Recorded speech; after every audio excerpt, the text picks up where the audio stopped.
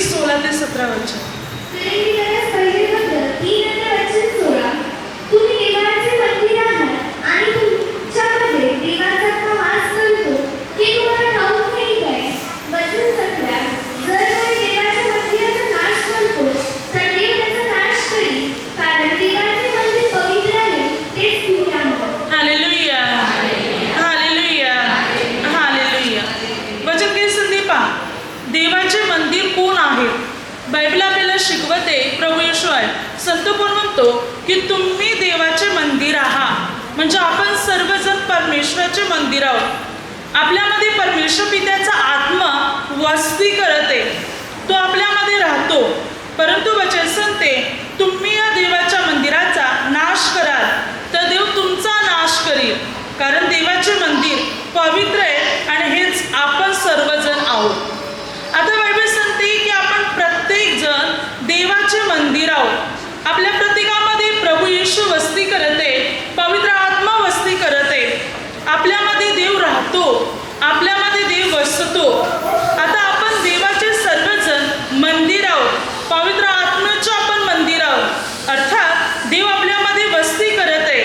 परंतु बायबल सांगते जर तुम्ही या मंदिराचा नाश कराल तर देव तुमचा नाश करील, कारण देवाचे मंदिर पवित्र आहे, तेच आपण सारे सर्वजण आहोत.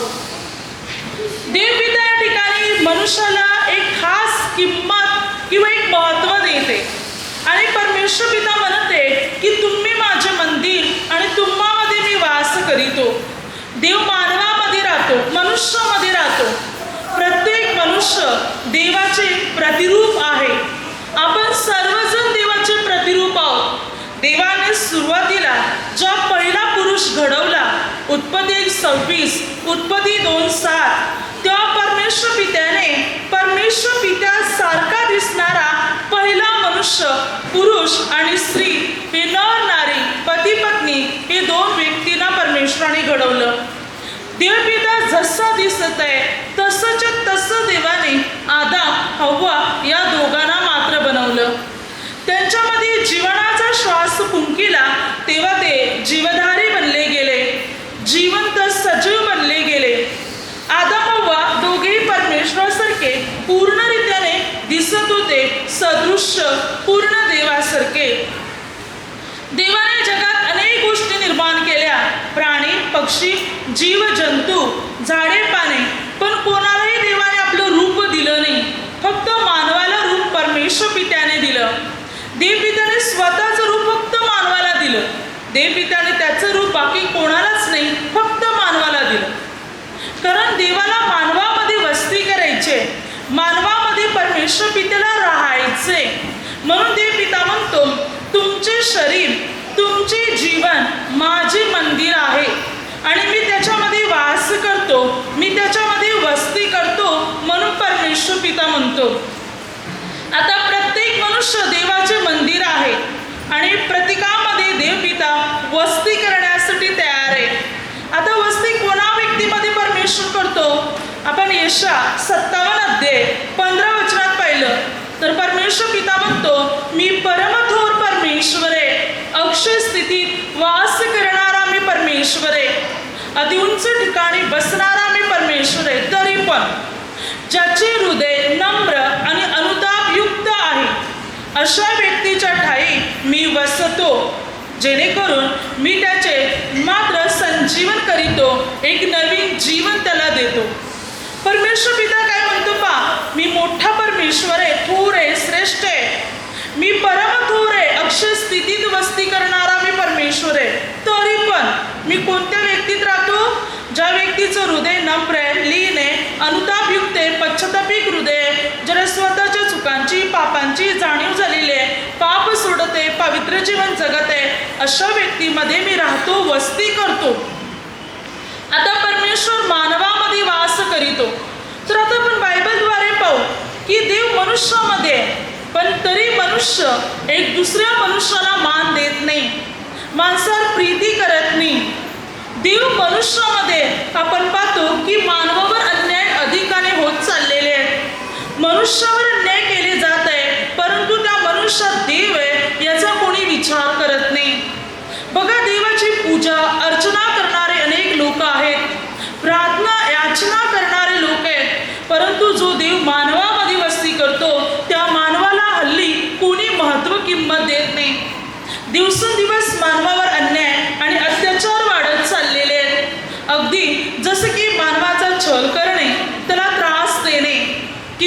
त्याचा हक्क बुडविणे किंवा त्याचा अपमान करणे, त्याला मारहाण करणे, त्याच्या वस्तू हिरावून घेणे, राहण्याचे ठिकाण असू दे या त्याचा व्यवसाय असू दे या इतर काही गोष्टी, या बाबतीत मात्र मानवावर अनेक प्रकारे अन्याय आणि अत्याचार होत आहेत. ज्या मानवामध्ये परमेश्वर वस्ती करत आहे त्या मानवाला मनुष्य छलत आहे, अर्थात परमेश्वराला त्रास देते. तर बायबल या संबंधाने आपल्याला काय शिकवत आहे या गोष्टी आपण बायबलद्वारे पाहू.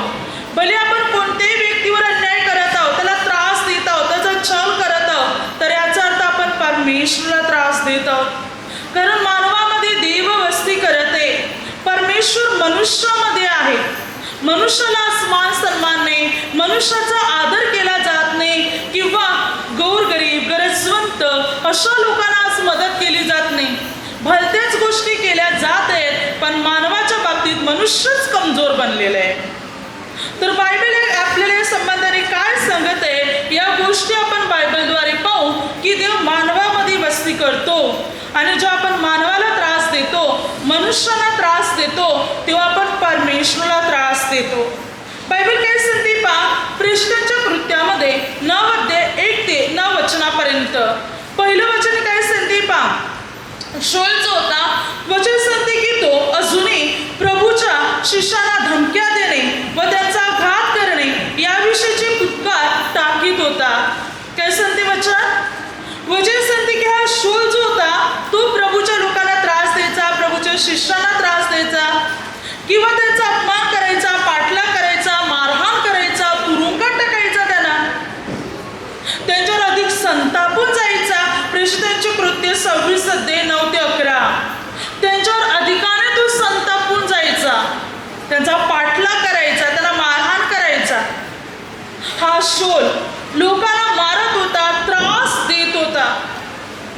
आणि अशा वेळेला मात्र प्रेषित 9 अध्यायामध्ये पाहतो की प्रभूचा दृष्टांत मात्र या शौलाला झाला. प्रभूने त्याला दर्शन दिले, तेव्हा प्रभूने त्याला काय वाक्य वापरले. प्रेषितांचे कृत्य 9 अध्याय 4 ते 5. शौला शौला तू माझा छल का करीतोस. प्रभू काय म्हणते, शौला शौला तू माझा छल का करीतोस. तेव्हा शौलाने म्हटलं, प्रभू तू कोण आहेस. तेव्हा प्रभूने म्हटलं, ज्या नासोरी येशू ख्रिस्ताचा तू छल करतो तोच मी आहे. आता शौल काय करत होता, प्रभूच्या लोकांना त्रास देत होता, मारहाण करत होता, तुरुंगात टाकत होता, पाठलाग करत होता. आणि प्रभू म्हणते की शौलाला की तू माझा छल करत आहे, म्हणजे प्रभूच्या लोकांचा छल करत होता. आणि प्रभू म्हणते माझा छल म्हणजे जो लोकांचा छल होत आहे तो प्रभूचा छल होत आहे.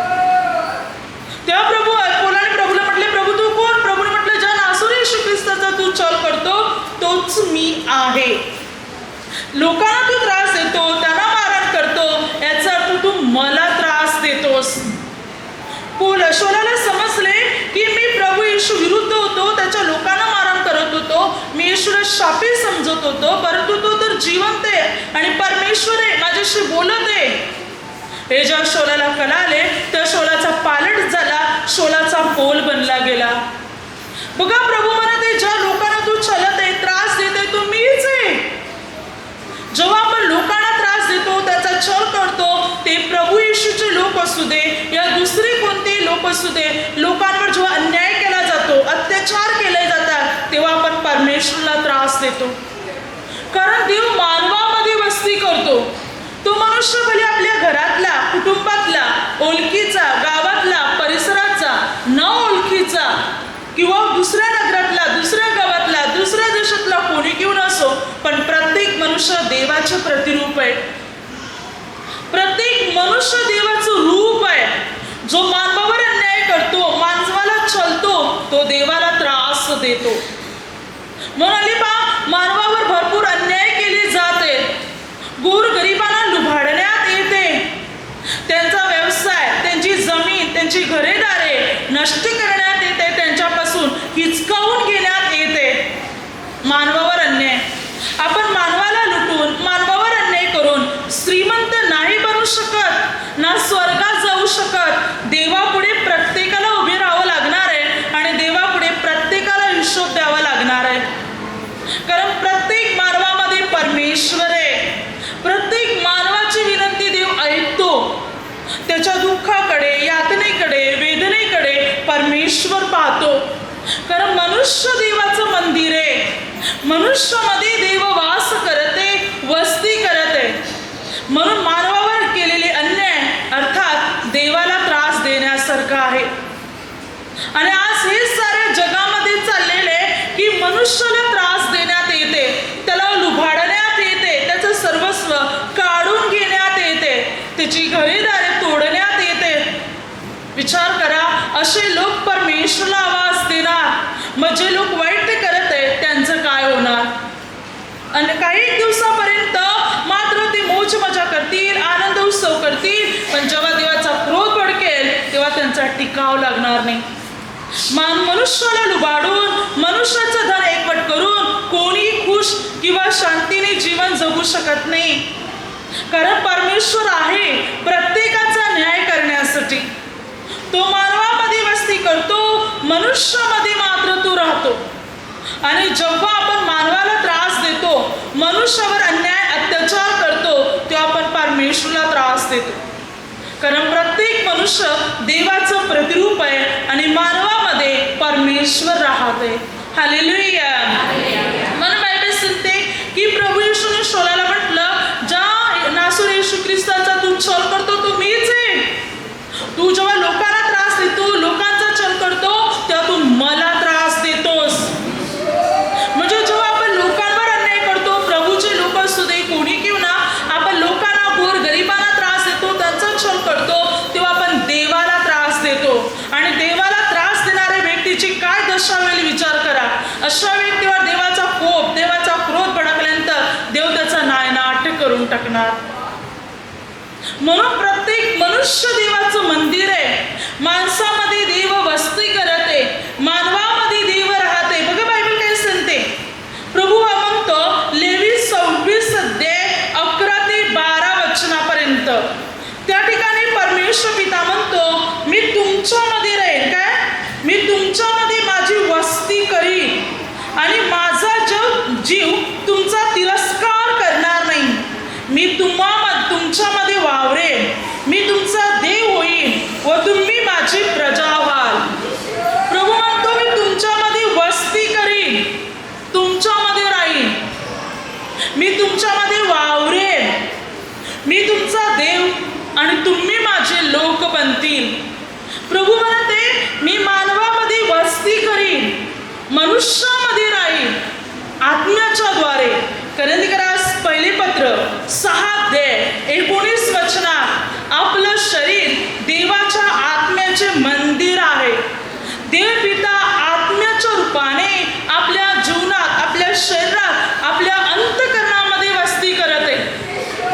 आत्म्याद्वारे देव मानवामध्ये वस्ती करते, मानवामध्ये राहते. म्हणून जो आपण मानवावर अन्याय करतो, त्याच्यावर अत्याचार करतो, गरिबांना लुबाडतो, तेव्हा आपण परमेश्वराला त्रास देतो, तेव्हा आपण परमेश्वराला, देवाला दुःख देतो. कारण देव मनुष्यामध्ये आहे.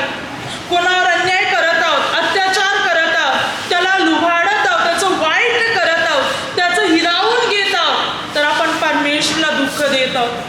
कारण त्या माणसाची तळमळ देव ऐकत आहे. कारण मनुष्यामध्ये परमेश्वर वस्ती करत आहे, मानवामध्ये देव राहते. म्हणून मानवाचे दुःख परमेश्वर मात्र पाहते.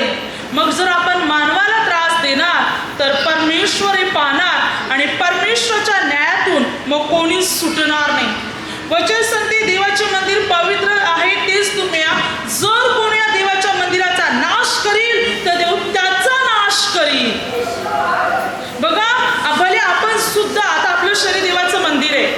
आता आपण पाप करणार, वाईट करणार, चुकीचं जीवन जगणार, तर आपण स्वतःच्या देवाच्या मंदिराचा म्हणजे स्वतःच्या जीवनाचा नाश करतो. मग देव आपल्याला उचलून अधोलोकात टाकेल. जर आपण हे मंदिर स्वच्छ ठेवणार नाही, देवाचे नियम पाळणार नाही तर म्हणजे या मंदिरावर आपण अन्याय करतो, मग देव आपला नाश करेल. कारण का? आपण वाईट करत आहोत. दुसरी गोष्ट, आपण एखाद्या माणसावर अन्याय करत आहोत, अत्याचार करत आहोत, त्याला मारहाण करत आहोत, त्याला दुःख देत आहोत, तर आपण त्या देवाच्या मंदिराचा नाश करतो. मग देव आपला नाश करेल.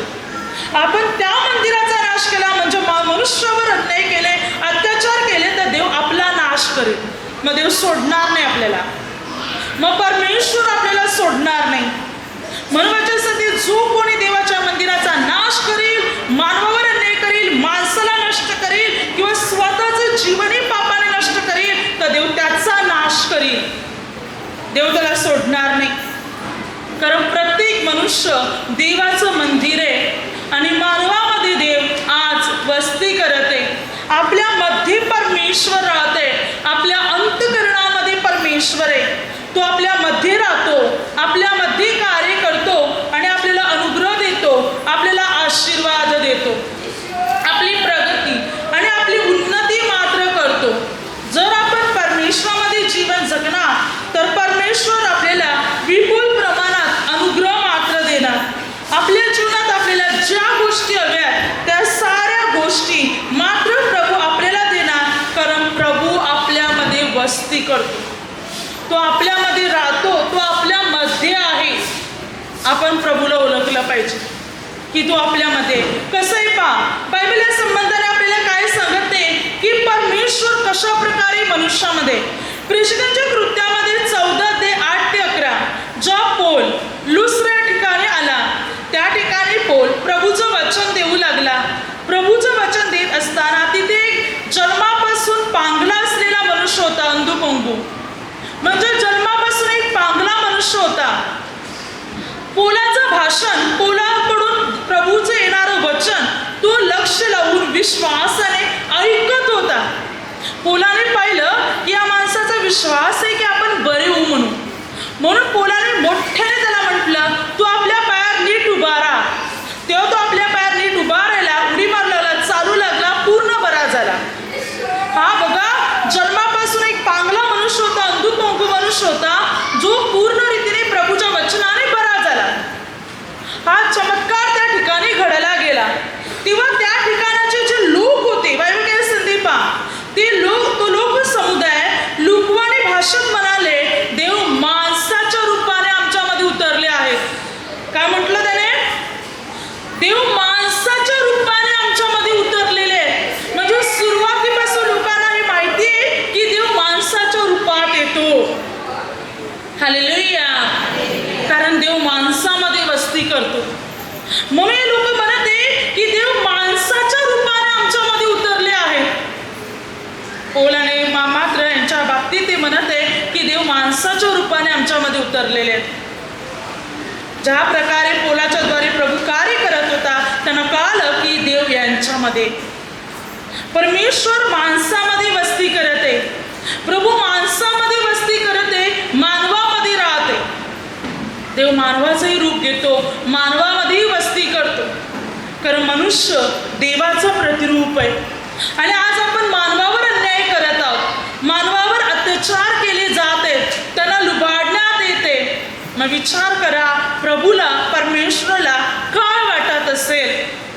ज्या मानवाला देवाने आपल्या प्रतिरूपाप्रमाणे बनवलं, ज्या माणसामध्ये परमेश्वर आत्म्याच्या द्वारे वस्ती करत आहे, आणि त्याच मानवावर जर आपण अन्याय, अत्याचार करत आहोत, त्याचा छळ करत आहोत, त्याला त्रास देत आहोत, त्याला मारहाण करत आहोत किंवा त्याचं सर्वस्व लुबाडून घेत आहोत, तर काय परमेश्वराच्या न्यायातून आपण सुटतील काय?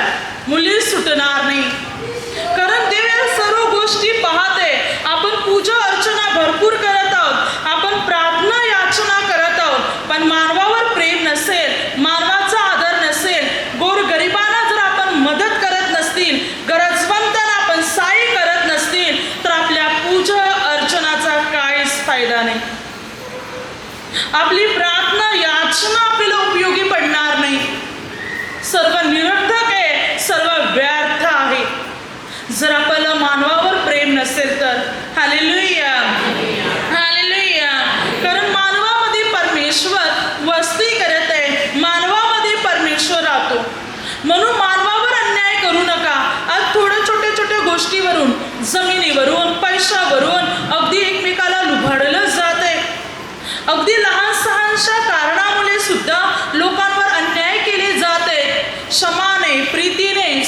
संवेदनशीलता माणसात दिसत नाही आणि त्याद्वारे मात्र छोट्या छोट्या कारणाने मनुष्यावर अन्याय आणि अत्याचार केले जात आहेत। आज जगामध्ये या गोष्टी अधिक प्रमाणात वाढलेल्या आहेत। मनुष्यावर अन्याय, मनुष्यावर अत्याचार केले जात आहेत। त्यामुळे आज अनेक लोक आत्महत्या सुद्धा करत आहेत।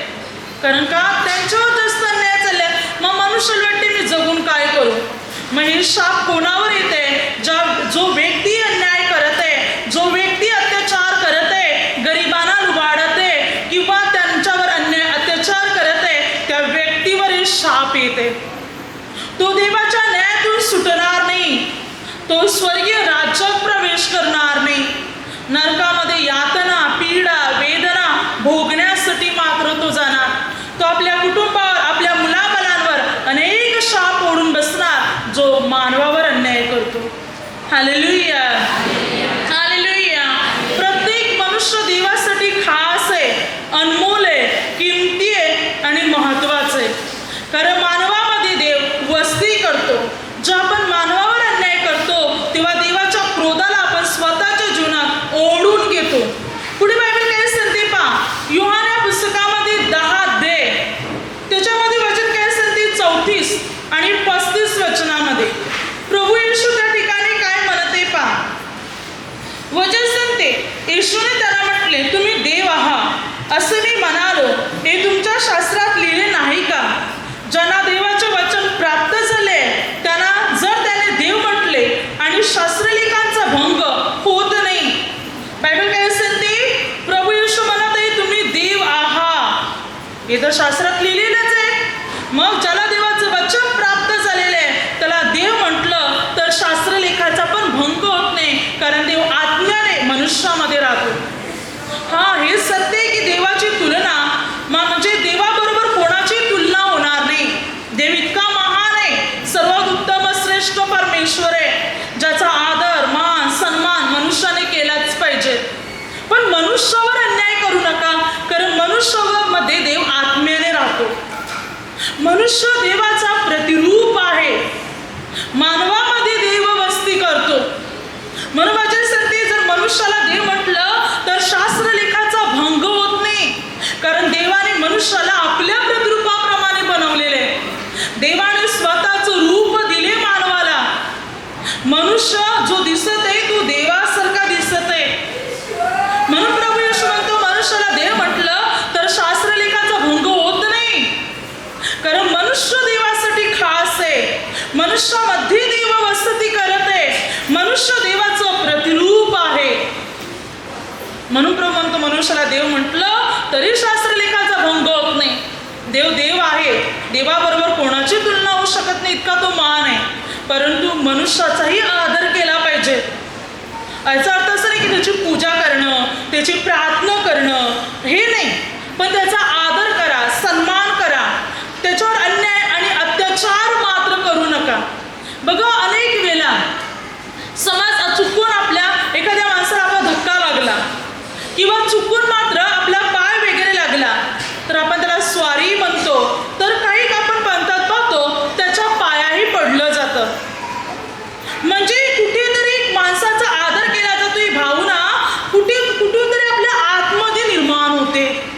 आपण त्याला एक स्वारी म्हणणार, क्षमा कर म्हणणार, धक्का वगैरे लागला तर। एखाद्या प्राण्याला, पक्ष्याला लागला तर कदाचित आपण स्वारी नाही बोलणार, पण मनुष्याला जर लागला तर आपण हा स्वारी हा शब्द, क्षमा कर शब्द, माफ कर शब्द हा आपल्या तोंडातून निघतो की चूक झाली असं म्हणून। कारण कुठेतरी तो एक आत्मा आपल्याला जागृत करतो की हा परमेश्वराचं प्रतिरूप आहे आणि तू सुद्धा की त्याच्यात परमेश्वर आहे। पण जेव्हा माणसाला राग येतो, क्रोध येतो, तेव्हा मनुष्याशीच भांडतो, त्याला मारहाण सुद्धा करतो, उलट सुलट शब्दही वापरतो, तेव्हा सैतान मात्र त्या मनुष्याचा अपमान करतो, कारण सैतानाला देवाच्या गोष्टी पटत नाही। मग तो वार करतो, भांडतो, चिडतो, रागावतो, मारहाण करतो। जेव्हा बघा आत्मा माणसाला सुचवतो तेव्हा माणसामध्ये चांगले गुण असतात, समोरच्या व्यक्तीला आदर देणं। पण जेव्हा सैतान येतो माणसामध्ये तेव्हा तो मनुष्य समोरच्या व्यक्तीचा अपमान करतो, तेव्हा समोरच्या व्यक्तीचा अनादर करतो, म्हणजे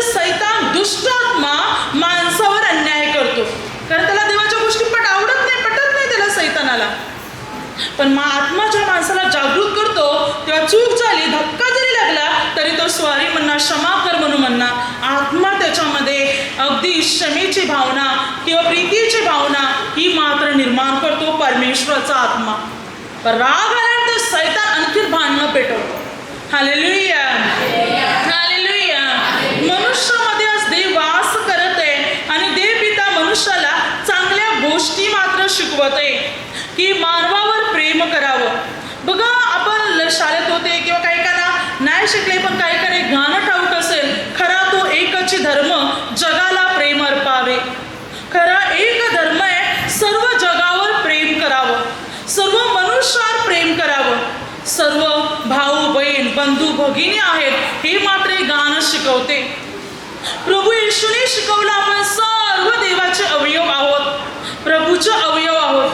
आपल्यामध्ये एकमेकाविषयी प्रीती, प्रेम, आदर असावा हे प्रभू येशूने शिकवलं की प्रत्येकाचा आदर करा, प्रत्येकाला सन्मान द्या, अगदी स्वतःपेक्षा सुद्धा इतरांना तुम्ही आदराने अधिक माना.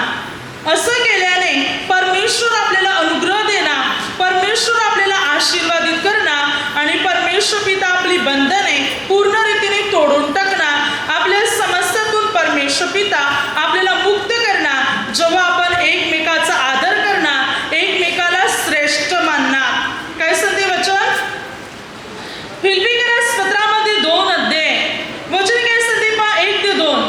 तट पाडण्याचा अर्थ वा पोकळ डोल मिरविण्याच्या बुद्धीने काही करू नका, तर लीनतेने एकमेकांना आपणापेक्षा श्रेष्ठ माना. तुम्ही कोणी आपली स्थिती पाहू नका, तर दुसऱ्यांचेही पहा. काय सांगते? तुम्ही स्वतःपेक्षा एकमेकांना मात्र श्रेष्ठ माना. आपल्या स्वतःपेक्षा आपण इतरांना अधिक श्रेष्ठ मानले पाहिजे. रोमकरास पत्र 12 अध्याय काय सांगते पहा, 10. बंधू प्रेमाच्या बाबतीत एकमेकांना खरा स्नेहभाव दाखवा. तुम्ही प्रत्येक जण दुसऱ्याला आदराने आपणापेक्षा थोर माना.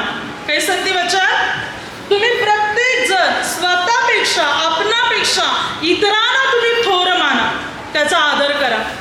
कारण त्या मानवामध्ये देव वस्ती करत आहे, त्या मानवामध्ये परमेश्वर वस्ती करत आहे.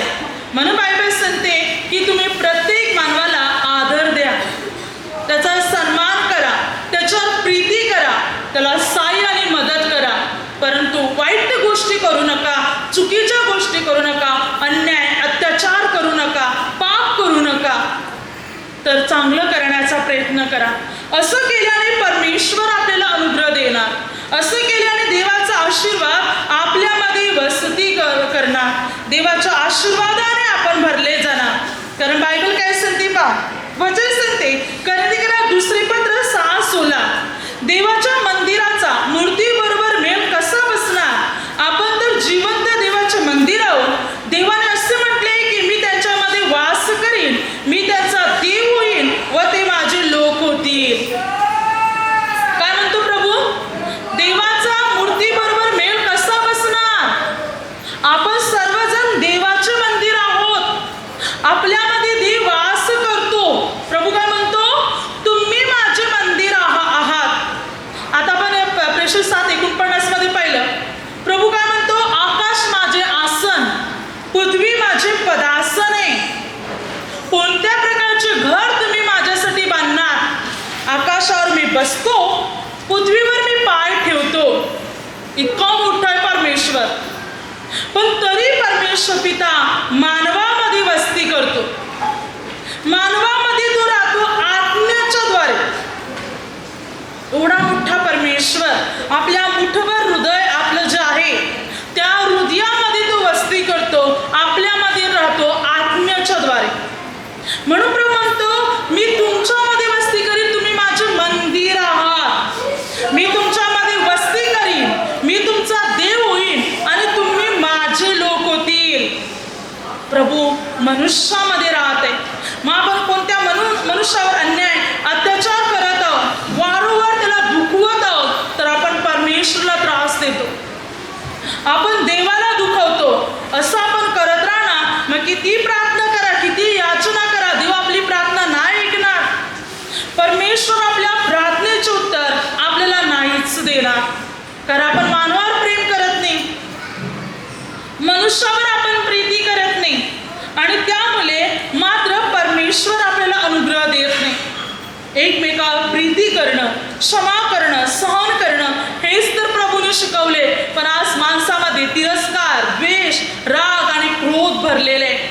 एकमेकाची निंदा करत आहे, एकमेकाच्या जीवावर उठलेला आहे मनुष्य.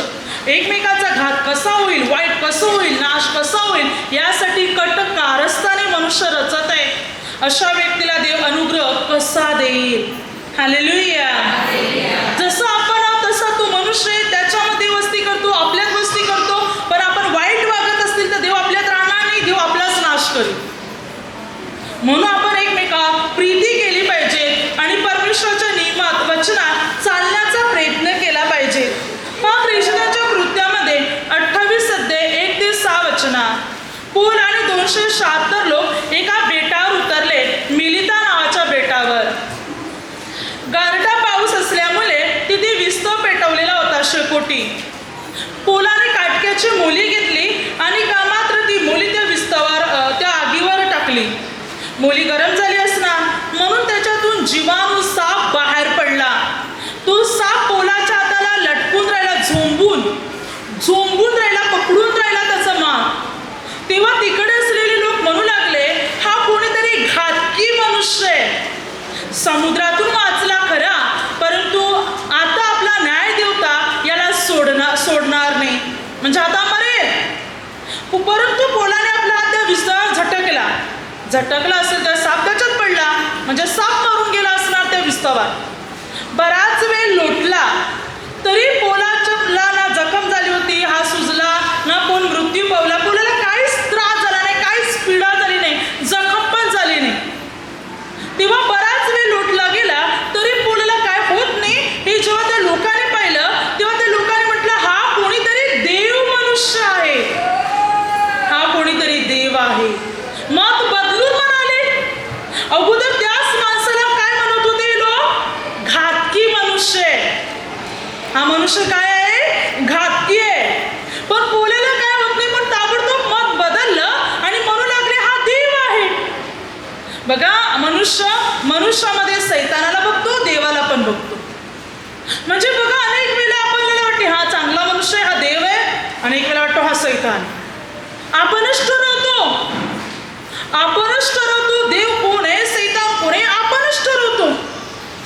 पौलाला काही दुखापत झाली नाही, इजा झाली नाही म्हणून म्हणत हा देव आहे, आणि साप झोंबून राहिला म्हणून म्हणत हा घातकी मनुष्य आहे. बघा, अनेक वेळेला मनुष्याच्या जीवनात समज तो गरीब आहे, तो लाचार आहे, किंवा त्याच्या जीवनात काही आजार आहे, किंवा त्याच्या जीवनात काहीतरी संकट आहे, हा सैतान आहे. हे सैतानाचे लोक आहेत, ही वाईट माणसं आहेत. ताबडतोब ठरवून मोकले होतो. पण एखादा व्यक्ती चांगला आहे, आपल्याला वाटते की मात्र हा व्यक्ती चांगला आहे, श्रीमंत आहे किंवा मदत करत आहे, हा कोणीतरी देव आहे, आपणच ठरवतो.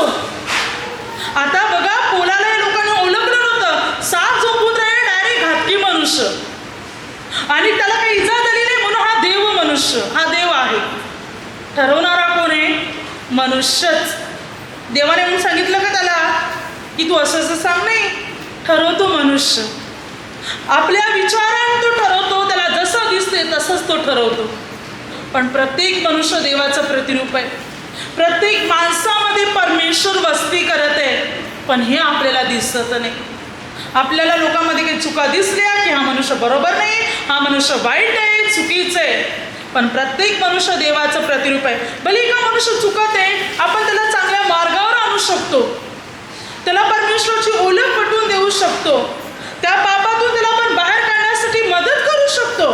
त्याचा तिरस्कार, द्वेष करून तो सुधारणार नाही, तो आणखीन बिघडणार.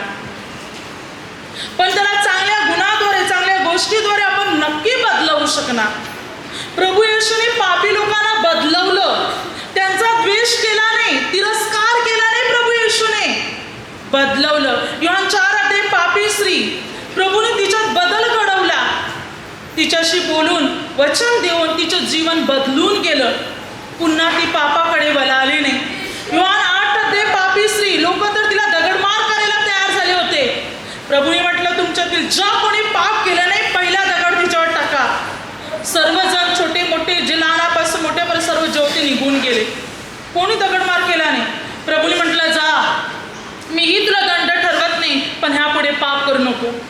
लोक 19 अध्याय 1 ते 10 जकाय एक पापी मनुष्य होता. लोक त्याच्याकडे वाईट दृष्टिकोनाने पाहत होते, त्याला पापी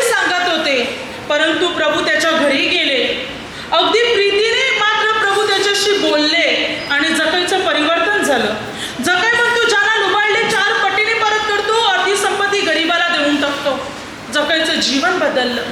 प्रभूने अशा अनेक पापी लोकांना बदलवलं, त्यांचा तिरस्कार केला नाही. कारण मानवामध्ये देव वस्ती करत आहे, मानवामध्ये देवाचा आत्मा आहे. प्रभूने मानवाला बदलवलं, परिवर्तन घडवलं. कारण मनुष्यामध्ये परमेश्वर आहे. त्याचा तिरस्कार करून ते किंवा त्याच्यावर अन्याय अत्याचार करून आपण स्वतःवर देवाचा क्रोध ओढून बसणार. कारण मानवामध्ये मनुष्यामध्ये देव वास करत आहे, देव वस्ती करत आहे. म्हणून वचन काय सांगते पहा, इफिसकरास पत्रामध्ये 2:20-22 वचनापर्यंत बायबल सांगते, आपण प्रेषित आणि संदेष्टे यांच्या पायावर रचलेले आहोत. आणि वचन काय सांगते पहा, स्वतः प्रभू येशू मुख्य कोनशिला आहे. त्याच्यामध्ये संबंध इमारत जोडून रचले जात असतात. प्रभूच्या ठाई वाढत वाढत मंदिर होते. प्रभूच्या ठाई तुम्ही आत्म्याच्या द्वारे देवाच्या वस्तीसाठी एकत्र रचले जात आहात. बायबल सांगते, संदेष्टे प्रेषिताच्या पायावर आपण रचलेले आहोत. आपण एक इमारत बनत जातो, एक मंदिर बनत जातो देवाच्या वस्तीसाठी. आपण देवाची इमारत बनतो, आपण देवाचे मंदिर बनतो आणि देव आपल्यामध्ये वस्ती करतो. इफिसकरास पत्र 3:17, ख्रिस्ताने तुमच्या अंतःकरणात तुमच्या विश्वासाच्या द्वारे वस्ती करावी. आपला विश्वास, आपली धार्मिकता, पवित्रता याद्वारे प्रभू आपल्यामध्ये वस्ती करणार. देव आपल्यामध्ये वस्ती करायला तयार आहे. तो आपल्यामध्ये राहतो, आत्म्याच्या रूपाने आपल्यामध्ये वास करीतो. तो आपल्यात राहतो. मनुष्यामध्ये परमेश्वर राहते, मानवामध्ये तो वास करत आहे. म्हणून प्रभूने सर्व मानवावर का प्रेम करायला शिकवलं, की तुम्ही सर्वावर प्रेम करा, ही माझी आज्ञा आहे. योहान 13:34-35, योहान 15:12. प्रभूने म्हटलं, सर्व लोकांवर तुम्ही प्रीती करा, ही माझी आज्ञा आहे. कारण मानवामध्ये देव आहे. हालेलुया. मनुष्यावर प्रेम करायला प्रभू येशूने शिकवलं, मनुष्यावर प्रीती करायला प्रभू येशूने शिकवलं. कारण मनुष्यामध्ये देव आहे. प्रभूने म्हटलं, तुम्ही एकमेकांवर प्रीती करतील, लोक ओळखतील की तुम्ही माझे शिष्य आहात. तुम्ही देवाचे लोक आहात हे ओळखतील जर तुमची एकमेकांवर प्रीती असेल तर. म्हणून एकमेकांवर आपण प्रीती केली पाहिजे. गरीब गरजवंतांना सहाय्य केलं पाहिजे, पण कोणावर अन्याय करू नका, त्यांच्यावर अत्याचार करू नका.